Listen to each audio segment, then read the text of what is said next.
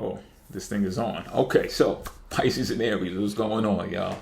It's Libra season for y'all. It's Libra season for everybody. Happy Libra season. So with the sun being in the sign of Libra, the focus, the concentration, will be the influence. All right, focus and concentration is the influence, and it will be in the sign of Libra, which represents balance, reciprocity, coming to terms. We're gonna keep it like that, and so like I said before, like I've said numerous times now, the sign is the expression, the planet or the luminary is the influence. So again, concentration, focus is the influence, the sun, and what's being influenced is for you to express reciprocity, balance, and come into terms. All right, so what does that mean for Pisces? For Pisces, this means it falls inside of your 8th house. And the 8th house is the result, the intent and the result of why this expression is being influenced. All right. For Pisces, it's for the 8th house. 8th house rules over sex, transformation, and secrets. We're going to keep it there. We're going to keep it as simple as possible right now. And also I'm removed Jupiter and Saturn out of these relationship forecasts. I'm going to remain talking about the personal planets so that it's simplified as much as possible and you can focus on the personal things in your lives rather than taking it up a notch and talking about the transition and stuff like that. So Pisces, 8th house, sex, transformation, and secrets, right? So for Aries, it'll be in the 7th house, a house before yours, which is going to represent the public, partners, partnerships, and adversaries as well. I don't usually mention adversaries when I talk about the 7th house, but they are there. So it's kind of like common for when people are seen in the public arena that they accumulate adversaries as well because somebody just doesn't like the way your face looks or something like that. You know what I mean? That's just an example, but it happens. So we must be aware of this as well. So now this is where the concentration is. So literally you'll just be eavesdropping on your partners to understand, well, what are they focused on right now? What are they concentrating on right now?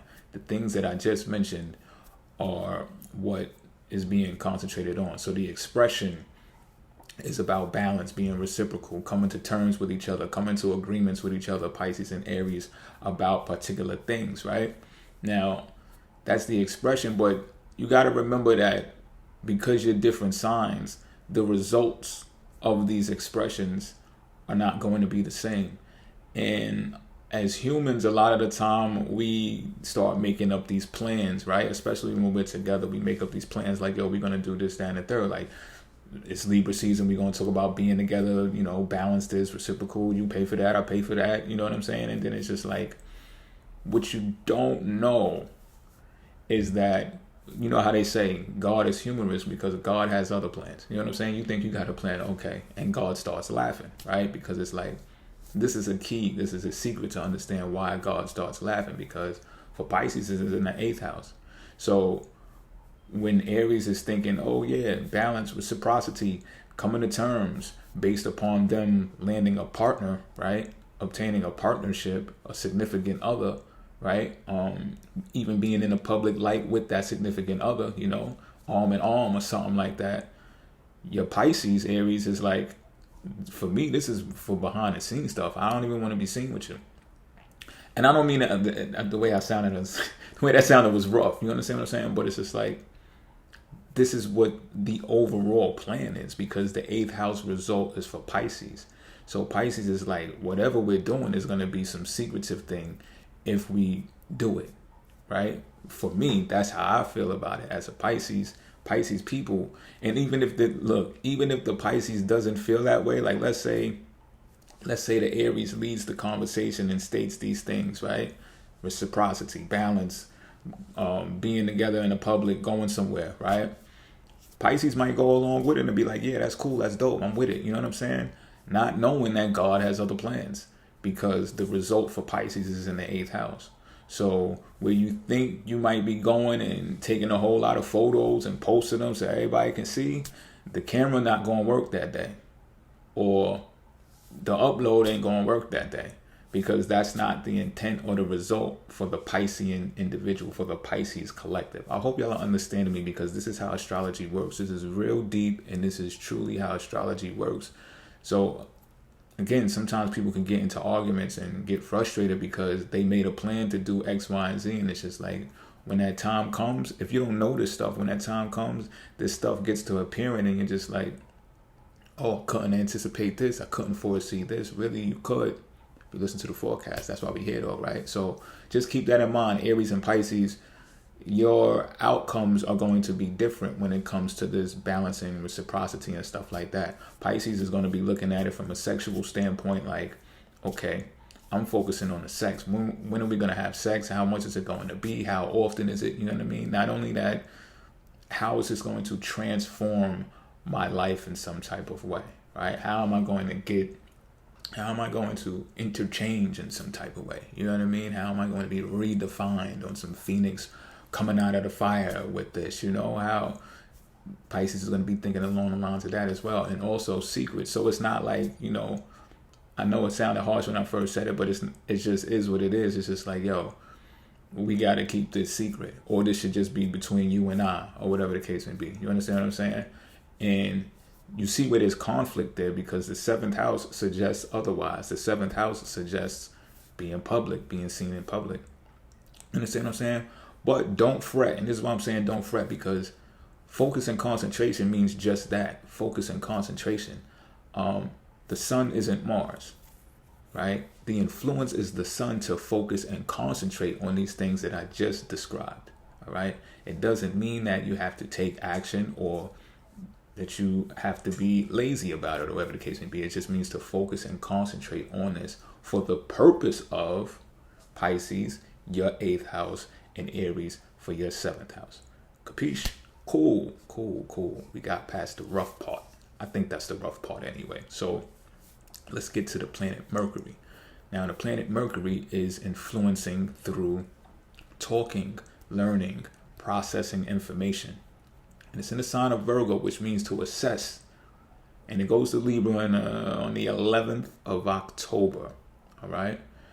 But first, you're going to be making assessments, and you're going to make it make sense. This is what Mercury and Virgo is going to be doing for y'all. All right? Now, for Pisces, it's in your 7th house. Public at large. Partners, partnership, partner, however you want to do it. Adversaries. You might have some enemies looking, scoping you out, looking at what you're doing. I don't like that shit. You know what I'm saying? Whatever. Comes with the territory, right? But as I spoke prior about the focus of the sun and everything, this is where you start to actually speak and communicate about things that are relative to the sign, right? Because the sign is the expression, which is Virgo. So you're assessing, and for those who follow me, y'all already know how I do it. Mercury is the sun's secretary. So 9 times out of 10, Mercury is going to be speaking and learning and processing the information that the sun is focusing and concentrating on, right? Makes sense, right? So now all we got to do is combine the things that I just said prior about the sun being in Libra, and focusing and concentrating on how these things will result to both of your houses, Pisces and Aries, 8th for Pisces and 7th for Aries. And now you can communicate about this if you haven't communicated about it already, right? And what you'll be doing is not just communicating to capitalize on your focus, but to learn from what it is that you're communicating on, because you're focusing on it. See how each other feel about it. You understand what I'm saying? It's because it's not just written in stone. It's just like, yo, pitch an idea, right? Mercury will pitch an idea to you. I talk it to you. I speak it to you. You speak back to me. You respond to me. And we still haven't taken no action yet. We're just communicating about this. You know what I mean? But it's important that you realize that the sign of Virgo is discrimination, right? So people should assess and say, the two of you should assess and say, or make it make sense. How does this make sense in my life? And the way that you answer that, the both of you, the way that you answer that is you look at the houses that Virgo is in, because that's the intent of this communication, and that's going to be the result of this communication. So for Pisces, 7th house. the reason why you're focusing on this and the reason why you're assessing this and being discriminative about it and analyzing it is because you want to see how this would look in the public eye, the public arena. You understand what I'm saying? Now, that differs from where the sun is in the 8th house for you Pisces. It's in the 7th house, so it could actually, where Aries is having focus and concentration on the 7th house, you can actually see what that means to them and then apply it to yourself and see what it means to you as well. Because Mercury is in the 7th house, that's or Virgo, is the 7th house for you, right? But again, you got to ask yourself, Pisces, is this what you want? Can you see this, and can you see this as a way of being in partnership? Because that's your 7th house. Can you see this, and I'm not saying to anticipate the worst, but can you see you accumulating adversaries behind this? Or could you see yourself getting public favor behind this, right? So it's something to talk about, something to think about, something to learn from. Now, for Aries, Mercury being in the 6th house, you got to make it make sense too as well, Aries, relative to your 6th house though. When you're speaking about it, how does it affect your work? How does it affect your workplace? And what I mean by that is, because your focus and concentration is on a partnership, right? So can you do both? Can you balance both? How does it impact your health? How does it impact the pets? Are you going to get rid of the pet? Or are you going to get a pet? Can you afford the pet?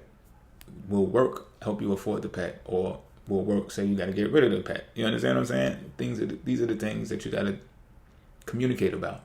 These are the things that you need to assess and analyze, because we all know work in some type of way contributes to the relationship, right? We all know health in some type of way contributes to the relationship. So it got to make sense. So the key phrase here, if you ask me, is make it make sense. How does Mercury being in Virgo make the relationship, Aries, 7th house, make sense? And for Pisces, how does communicating and assessing and analyzing your 7th house of relationships, how does it make sense when you're focusing on sex, secrets, and things of that nature? It's pretty conflicting when you think about it, because you're going from a public house to a secret house. And it's not the worst of the things that can happen. It just is what it is. And I need y'all to understand this in order to be paired together. You know what I'm saying? If you're going to be eavesdropping on each other, this is the way to do it without actually getting into a quarrel when you get to speaking to each other. I'm saying eavesdropping, but this is really what you're doing when you, like, people cross-watch when they look at tarot videos and astrology videos. It's basically the same thing. Let's get into the planet Venus. Venus is influencing harmonious interaction, attraction, and money. All right. It is in the sign of Virgo as well, and it goes into Libra on the 30th of September. So you want to also be assessing these things. You also want to be making it make sense when it comes to your money, when it comes to being attractive, and when it comes to interacting in a harmonious way. Pisces for you is in the 7th house, and it'll be going into the 8th house. Aries for you is in the 6th house, is going to the 7th house. So I'm going to start with Aries. Aries, we already talked about the focus. Okay, you got it on relationships, partnerships. You're going to be communicating and learning about your workplace, making it make sense. Now, you got to make it make sense when it comes to your money. Same thing I was talking about. Do you got enough money to pay for the pet, or you got to get rid of the pet? Do you got enough money to be in a relationship, or you got to make more money to be in a relationship, or be in a relationship in a way that satisfies you to a degree where you know wealth is going to be involved? You understand what I'm saying? Is it a factor? Is it, how important of a factor is it? And the way that you find that out is by the harmonious interaction. Is the interaction harmonious? If it's not, this is something you want to communicate about, or assess it, analyze it, and figure it out. You know, sometimes you can't even, that's what I said. Sometimes due to lack of communication, it's something that you got to figure out on yourself, by yourself internally. You know what I'm saying? Unless you're a solidified union, then it makes different. That's different. You know what I'm saying? You expect your partner to respond to you, or what's the whole point of being in a relationship, right? But this is what you got to look at, because this is what the results are going. Venus is going into the 7th house next for you. So this is going to give you a window into how interacting with your money, interacting with this Pisces is going to be harmonious. Is it harmonious, or is it not? Also, are you attracting each other? Are you attracting them to your work right now, because Venus is in your work house right now, Aries. So you would more want to focus on who you're attracting when it comes to your workplace, who you're attracting when it comes to your health in the workplace. And I know and this is where you be like, what? No, the focus and the concentration, I understand, is in your seventh house, Aries.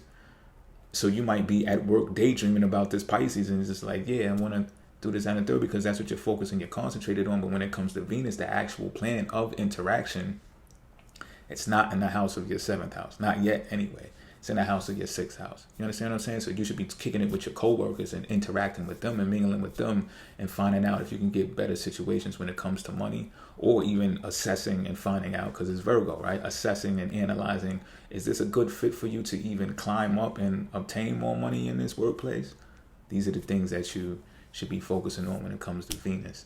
All right, Pisces, it's in your seventh house. So you got to look at yourself like, what type of partners are you attracting right now? Because it's there, and it depends on how you are interacting with them. Is it harmonious? Is it delayed? Is it, and if it's not harmonious, why is that? Right? Because it's in the sign of Virgo. You got to assess and analyze why that is. You understand what I'm saying? And it might have to do with your money. It might have to say, you might have to be with like, yo, it just doesn't if it's not making sense, you know what I'm saying? So I got to either A, make more money, or B, find out how you attract them more in a harmonious manner to make the interaction feel more better, to where it feels like an even thing. You understand what I'm saying? And if not, then it's going to feel like a tug of war, right? So you got to assess this in order to get some type of balance. So it results in your seventh house being superb. You know what I'm saying? Because Venus is going in your eighth house next. So that eighth house energy, sex and secrets that you're focused and concentrating on, Pisces, because you got the sun in your eighth house, you're preparing for that time. When I say preparing for that time, I mean when Venus gets there. I know a lot of people say Mars rules over sex, and therefore you should, when I get to Mars, I'm going to break it down for you. So you should be preparing this Venus energy for when it gets to the eighth house, because that's when two come together. With Venus, it's about two interacting and having sex. Mars is more about what you're going to do for you. So you might do yourself, you know what I'm saying, when it comes to Mars or wherever it's at. And we're going to get to that soon. But and if you're utilizing Mars influence on your partner, it's more along the lines of the things that you want done. You understand what I'm saying? Like, if you like a particular position and stuff like that, that's Mars. Like, yo, this is how we doing it. I'm taking control, and then I'm getting mines and I'm out. Like, that's Mars, to keep it a beam with you. So let's get to the planet Mars. Speaking about Mars, right? Let's get right into it. Mars is influencing desire, action, and urgency. I'm gonna say protect too. Things that you want to protect in your life, right? So with it being in the sign of Gemini remember, we got a long time to go now. We got months of this. It's about writing, learning, speaking, short distance travel. Now for Pisces, that's in your fourth house. Aries, that's for your third house. So I'm going to tell you like this, right? Whatever action that you take here should be expressed in a Gemini fashion. Writing, learning, speaking, short distance travels. And you may be saying, well, how I'm going to take action in doing these things when I'm focusing on X, I'm speaking about Y, and I'm wanting to interact with Z. And it's just like, because this is how astrology works. I'll give you a prime example. Like, I've been writing lately. I want to write more. Like, my desire is to write more, but I've just been doing a lot of Saturn work before the Mars work. I told you about that with the varying degrees and stuff like that. But now Mars is climbing in ranks, so it's like, once I'm done with this series, I'm getting right back into the writing. I'm getting to communicating with my people. We've been working on stuff that's writing, based upon writing.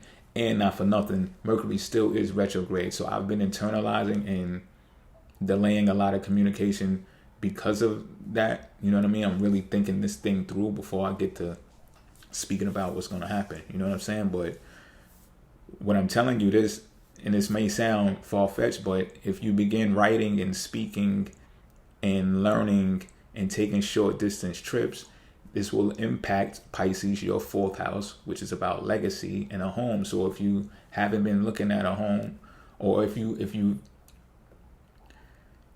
have a home already but you want to get another one, this is what you're going to be writing and learning for. It's like an equation. You're going to be writing books, I don't know, movie scripts, music, I don't know. But you're going to be doing that, and you're going to be learning these things that you're desirable about as well. And the outcome is going to be for a house. Or if you got your house already, or you don't want another house, then it's going to be for your legacy, your nest egg, your savings account, how much money you putting away. You understand what I'm saying? Now, for Aries, it's different. It's for your car. If you got a car already, okay, it's going to be for your new one. You understand what I'm saying? Or if you don't want another car, it's going to be about you taking a trip with that car to do something. You understand what I'm saying? Like, it's really magical and it's fun when you learn it and you understand it and you practice it. Because I can give you another real world example. Boom, I just went and took some short distance trips to talk to some people about houses, condos, you name it, all types of stuff, right? And I know personally, I'm not buying a house right now. However, at the same time, I know that I'm learning all of these things about houses, and this is spiritually guided. I did this before I even did the last forecast. As soon as Mars went into Gemini, I started embarking on this, and I'm just like, I'm peeping game. I'm like, yeah, Mars just went into Gemini, which is my fourth house. This is why I'm interacting on this level with these people, and it piqued my interest. It fell on my lap. I went and I took the trips. I learned all of this information, so it was kind of like going to school for me. I just got like a whole lesson on how the housing market is right now, what the rates are, X, Y, you name it. I know everything about that now. And I knew the fundamentals from college and stuff like that, but I mean right now in this moment in time, the market changes. So I got all of that information now. So therefore now I can utilize energy, right, which also Mars rules over. I could put the energy into writing, communicating, and this is most communicating that I'm doing right now. It's like communicating on a larger scale. I will get back to my one-on-ones, believe me, y'all, when I tell y'all, probably after the retrograde or anywhere in between when I can. But I'm going to be putting this energy into writing, because I'm going to be getting a home. I don't know where it's going to be at yet or whatever the case may be, but I know I'm going to be getting a home. I know I'm going to be building my nest egg or whatever the case may be. And legacy, fourth house is legacy. So Pisces people, whatever your legacy is out there and you're doing your 1-2, then that's what it's about. You understand what I'm saying? What you're going to be remembered for. And that's what I'm pouring a whole lot of energy into myself. You know what I'm saying? Aries, again, third house for you. So writing, communicating, and your passion, your desire should be expressed in that type of way. Now, you might say you want to do it a different way. You might want to express what your focus and concentration is on. And I get it. I understand. But it's like the body parts. If you don't put this all together and make it make sense, it's not going to come out the way that you want it. It's not going to come into fruition the way that you want it. The elements are placed in the way that they're placed, and the energies are placed in the way that they're placed for a reason. And you really got to focus on your house. If it's in the third house for you, Aries, it's about your third house. Think about your vehicles, whether it's skating, walking around the neighborhood, taking walks, bicycling, skateboarding and stuff like that, sending out mail packages to people and stuff like that. This is what your writing and communication should be utilized for third house, things pertaining to the third house.